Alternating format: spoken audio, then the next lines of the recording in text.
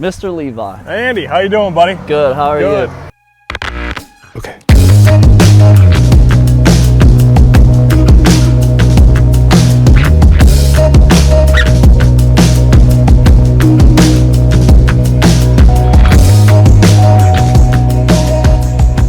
So you guys are like, I've always heard you're a pretty big farm, is that true? And today's standards, no, you got operations out there, 30, 60, 100,000 acres. I'm a fifth generation farm myself. Okay. We're running 3,000 acres roughly. I do work a full-time job for time being until the different things develop. But with me, so I am a fifth generation farm. My dad runs it now. Yeah. My grandpa was really the one that built it up, but his dad and his dad before that also farmed too back in the day, before the Great Depression. For that, so my family immigrated over here in the early 1900s, and that's where it really started at. And they came to this area, and they started farming in this area, and it was small time at that point.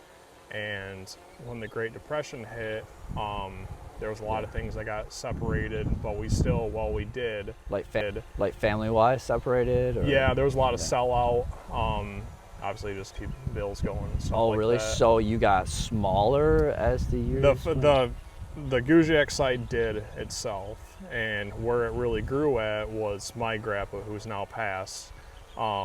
He married my grandma, and they were farming a good chunk at the time. Then he bought the farm, and then developed it to where we're at today. Oh, wow. So your grandpa...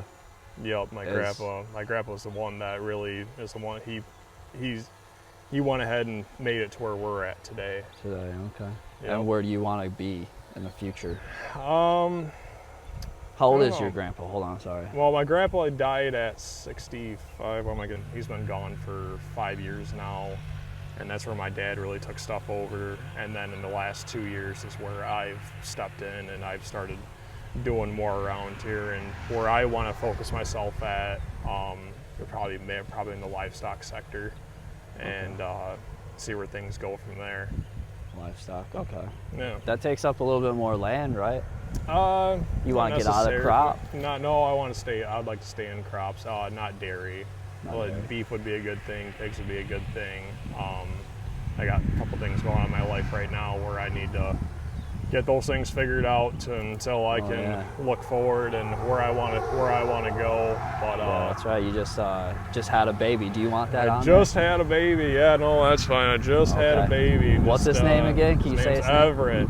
Everett's his name. Everett. Yeah. Everett Guziak. Everett Guziak. Yep. And he's going to be the sixth generation. He's the sixth generation. Yep. Wow. Yep. So that was cool. You know, I was really hoping for a boy, and the day she told me it was a boy, I about cried.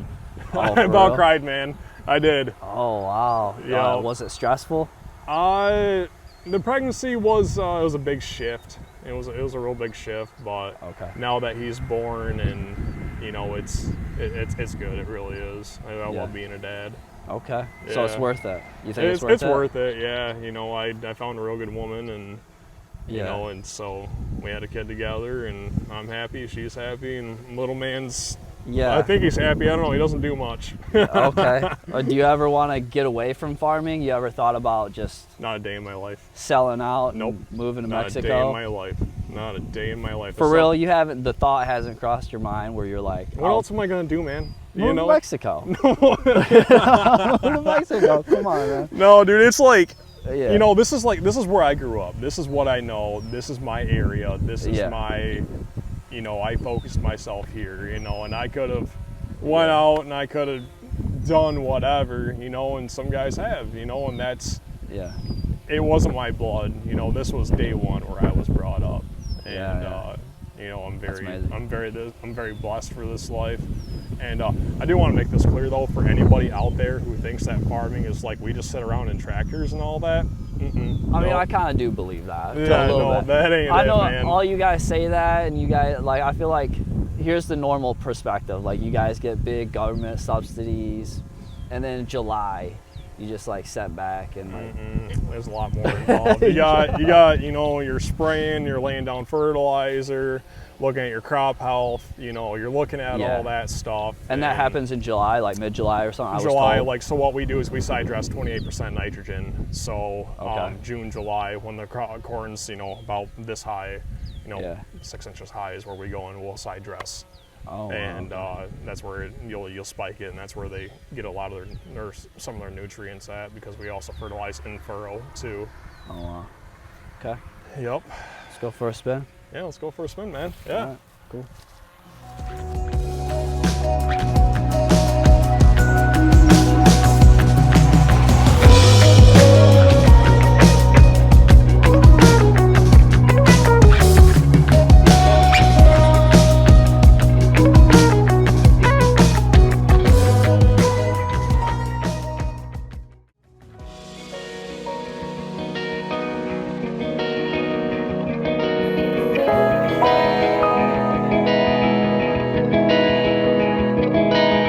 This is my dream. I'm living right here. You know, I work as a CNC machinist by the day, and you know that's a good trade to be in. And my GPS just went up. You know, at least for me, the landlords that I have and the people that I rent ground from, is I want to be very respectful towards them. I want to be fair with them.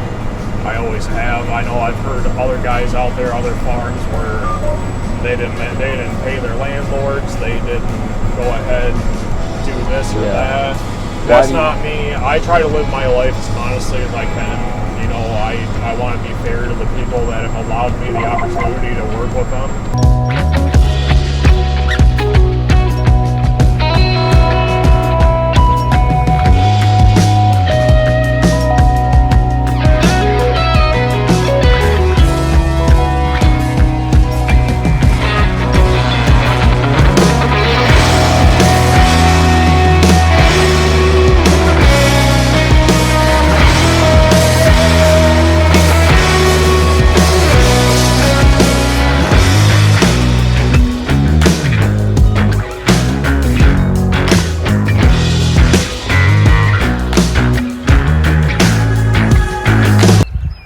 Took off with my father, well, after my grandfather, the main farm up there when he got sick. But his dad was started it. Okay, he did mention that. Right. The farm has been in the generations, but not to this magnitude as it is right now.